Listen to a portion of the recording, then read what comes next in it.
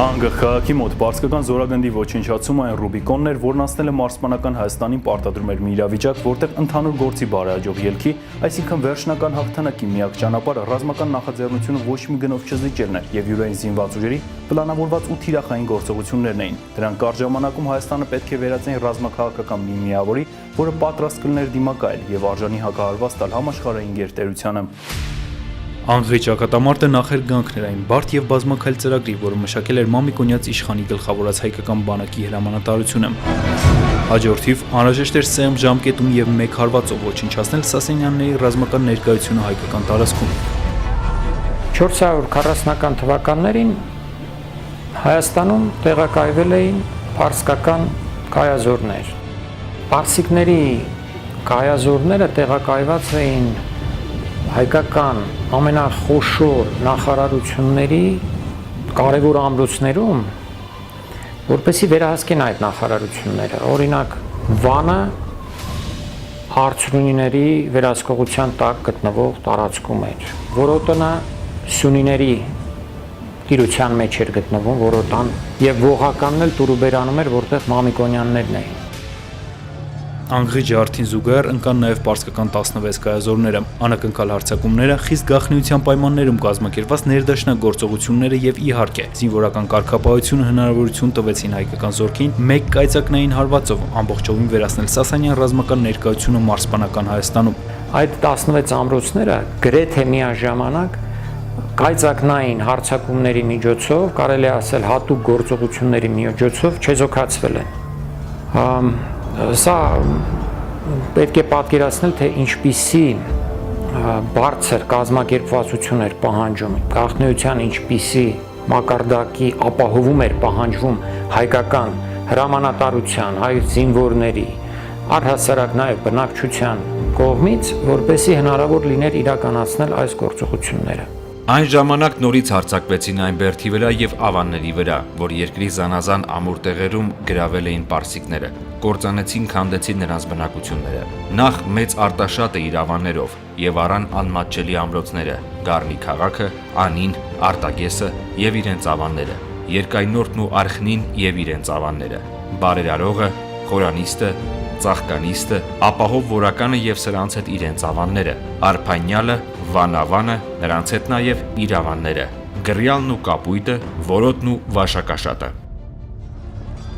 Կարևոր է ընդգծել, որ պարսկական կայազորների ոչնչացում պետք է իրականացվեր կետային եւ խորտակիչ հարվածներով։ Երկարատև մարտերի դեպքում Վարդանան կառերեսվեն երկու ճակատով մարդ վարելու խնդրին։ Հարձակումները եղել են անսպասելի, շատ արագ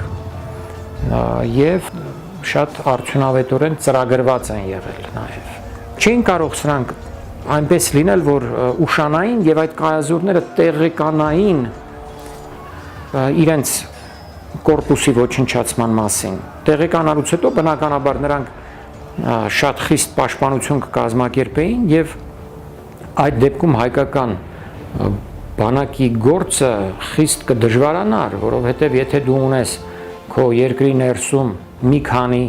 դիմադրություն ցույց տվող կայազոր եւ այդ կայազորներին ամեն վարքյան կարող են օգնության գալ դրսից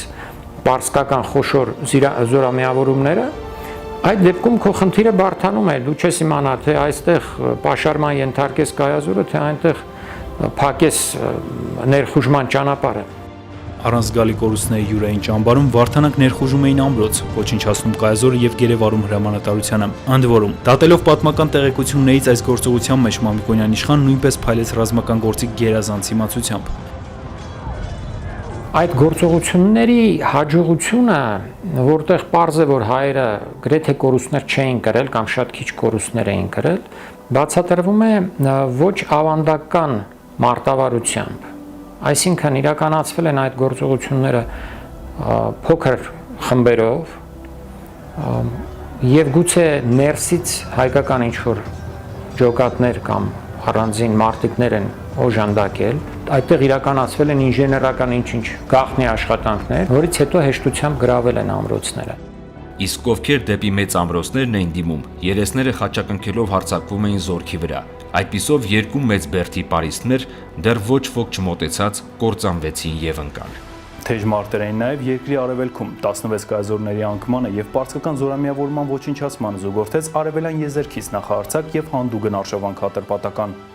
Եվս մեկ կարևոր գործողություն իրականացում է առանց հայկական հրամանատարության, այսինքն սպարապետ Վարդան Մամիկոնյանի անմիջական հրամանի։ Հայկական մի խոշոր հեծյալ զորամաս գրոհում է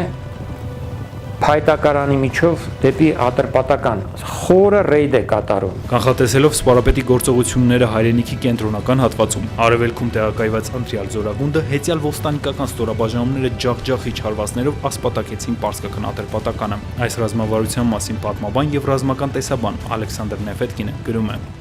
Հայկական մարտավարության բնորոշ գծերից մեկն է կանխարգելիչ հարվածի կիրառումը։ Հակառակորդի ներխուժումը կանխելու համար Հայոց թագավորը ուղարկում էր իր զորքը Պարսկաստանի տարածք, այս կերպ ստիպելով Շահանշահին պատերազմ վարել սեփական տարածքում։ Այստեղ գործեցին արդեն ռազմական բազմամյա ավանդույթներն ու մարտավարությունը։ Հայկական բանակի ընտիր զորամասերը դարձյալ աչքի ընկան կազմակերպվածությամբ եւ ռազմական գործին տիրապետելու բարձր արվեստով։ Ինչ էր սա, այս ռեյդի իմաստը որն էր։